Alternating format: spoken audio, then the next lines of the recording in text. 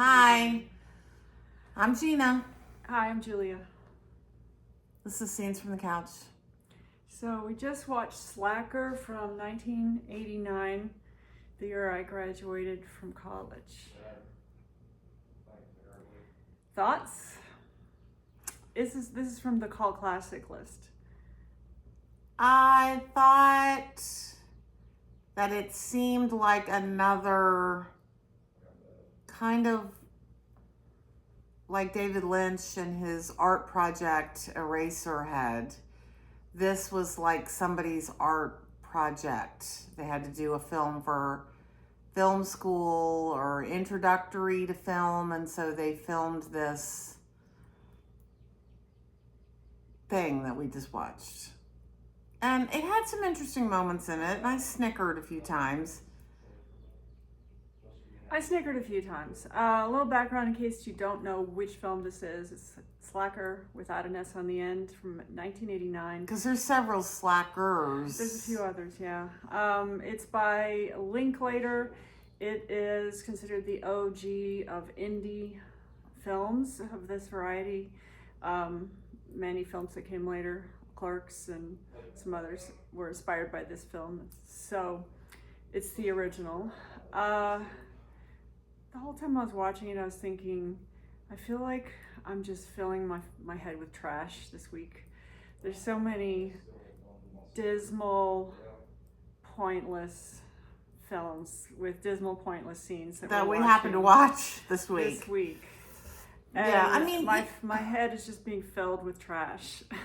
I mean, you have to remember, Julie and I have been watching movies and analyzing them and doing this since we were in 8th grade. So we have watched, this week wasn't about watching the very best movies, right? Like Annie Hall and talking about it, Total Recall and talking about it, When Harry Met Sally and talking about it, It's Complicated and talking about it.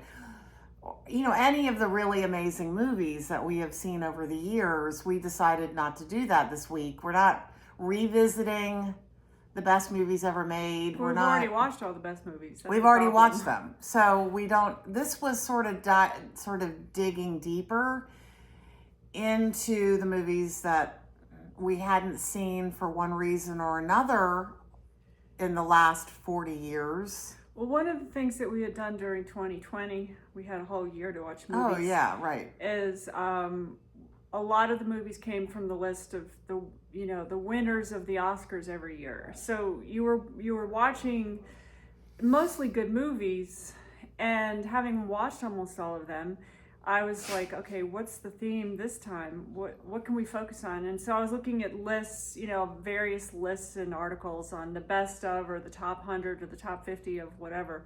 And it seemed like the idea of going with cult classics would probably turn up a lot of really good movies that were just lesser known.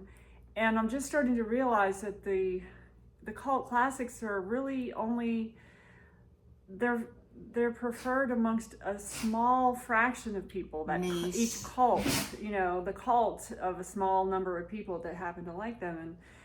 And these cults, the groups of people that have made these movies famous as cult classics tend to like obscure, sort of downer movies, or violent, things that weren't popular. I'm not saying that I only like mainstream movies, but I'm seeing a theme here in the cult classics, that there's a lot of darkness and sort of pointlessness to some of these things. And I'm realizing I'm not necessarily in the cult that likes these kind of movies. That's what I'm coming to see. Yeah. And, I see how, I remember seeing some of the movies that spun off of this one. Office Space, maybe? Office Space is one I was going to tell you about. So there's some that I did enjoy, that I laughed at. I'm not saying I don't like any of them, but this one that launched them all, I just found it a little bit too dismal and unlikable mostly. Well, should we explain I've seen exactly? a lot of people in my life that were like these people, and I really wanted to leave that time in my life behind when I was even part of any group that was like these, scenes. Should we talk about what the movie's about, though? I would assume almost anybody has seen movies like this already, but yeah, go ahead. Well, you follow along with these sort of private conversations that people are having with each other, and they're all outside walking around and doing different things, and then they're all connected. So one person is finished talking to another person, and they turn the corner on a street, and then all of a sudden they're talking to someone else, and then so it's sort of a chain of conversations. How else would you explain it? Yeah, it's almost like some of the movies or TV shows where they do one take. It's almost like that because I don't think it was one take. It wasn't, but it's similar in the sense that it's a seamless, non-stop time frame because one scene leads to another. There's no come back in the next day or whatever. It's like you almost see the last person sometimes before the next person begins the new scene, and so it's it's got that feeling of I don't know what, but it's similar to the one take scenes where it's just all connected. Well, and they're trying to make it look like it's a documentary too. Like there's somebody with a handheld personal computer and they are just walking around, and it's casual. Everyday life in Austin, Texas kind of feel to it. And we did visit Texas last year. I think I saw some remnants of some of these kind of people when we were going around.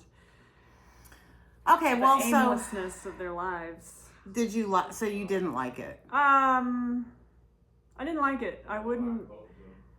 I guess I'm getting tired of the cult classic theme, the genre itself. I'm beginning to realize it's going to be really hard to find movies that are enjoyable in this genre. Well, my favorite type of movies are, I don't know if they're rom-coms or what they are. When Harry Met Sally, You've Got Mail, It's Complicated, Something's Gotta Give.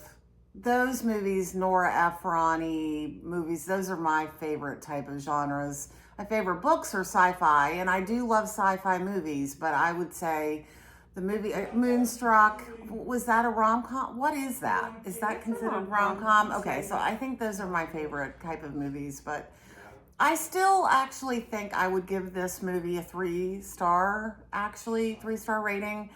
I feel like you could really get into some of those conversations and analyze them if you really, maybe if I was younger and less jaded, I might be interested in fleshing out some of those conversations that they had with other people. So I think I liked the movie better than she did.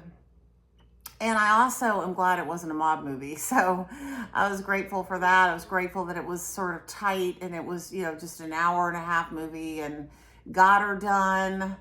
And we're moving on to the next one today. We're trying to get 3 done today. But I guess I'm glad I saw it. I think I saw it back when it came out.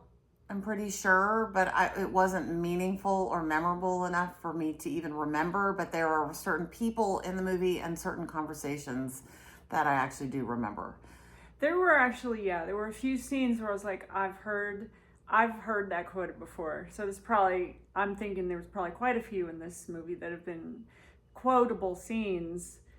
So I'm not saying it doesn't have value. I'm just saying I don't think I like this genre. I'm looking at the common thread uniting a lot of these movies that we've seen this week, and I'm seeing dead-end lives is what I'm seeing. And it's, these are not inspiring movies that make you feel good and do a lot of laughing, or even, they're not inspirational. They're all kind of, there's a dead end quality to a lot of it. Lives that are dead ends, the punks on the street, mafia movies, and then these, Eraserhead, that was very dead end and meaningless and dark. Completely meaningless. And just dark. This one wasn't dark, but it was still dead end, and you know, it's all really kind of on the negative end of the spectrum. Yeah, and I guess I don't like that. And I now realize I don't like mob movies. I really don't. I just can't handle them anymore. I think too, genre like horror genre is not, as I've gotten older, I don't need to see things. I don't want things planted in my head. Like, what was the movie we were just watching where we saw flashes of animals being tested on? What movie was that? Was that 12 Monkeys?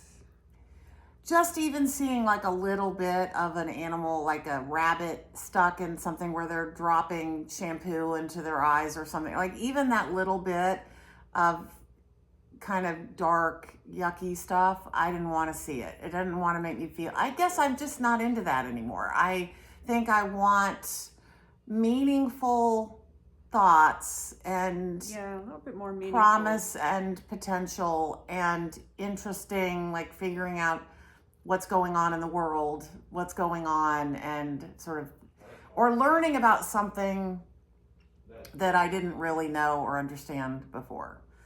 But, these endless mob movies with the same characters over and over again, the same actors, Hollywood is a very small group of people. So you see the same actors, you see them through their lives in the same movies, the type of genre. I mean, Robert De Niro stepped out to do other, like, he was in the movie with, he was in a comedy, Meet the Parents or something, Meet the Fockers, or Meet. Oh yeah, I think he was. Yeah, so he started doing some comedic roles, but in general, Robert De Niro has played Robert De Niro in just about every role. Same with Al Pacino. I mean, there are exceptions, but they're doing a movie a year, and they just basically are doing the same rehashing of similar movies, and I'm just tired of it. I think that's what I've figured out. Right. Well, the problem is once you've seen all the movies that won the, Best Picture Oscar every year, and then you start on the international movies that won the Oscar. After that, how do you find good movies after you've already seen what's, are the acclaimed best, and then you find out you don't really like the cult classics that much? You really kind of have no choice but be looking at second level and less movies after you've seen all the best. Well, Rocky Horror Picture Show is like one of the biggest cult classic movies ever, and it's terrible. It's not a good movie.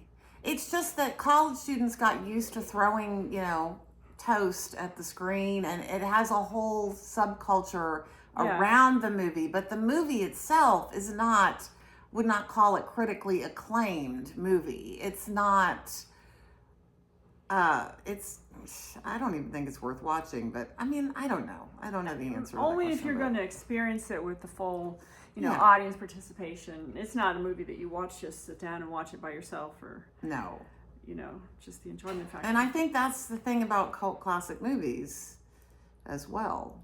Well, we'll see how it goes with the rest of the movies this week. Okay. So I'm going to say no on this one. Oh, absolutely. Okay. No. Okay. I mean, I recognize that it's important for what it launched afterwards in this genre of these slacker type movies, whatever they're called. But I didn't like it. Okay. All right, then. For me, 2 stars, just on my own personal. And I give it 3 I'm stars. not saying nobody would like it, but I didn't. Okay. All right. Well, we're going to go for a walk outside, and then we're going to watch our second movie of the day. So we'll see you tomorrow. I might post another video tonight, but thanks for watching. Thanks for joining us. Bye. Bye.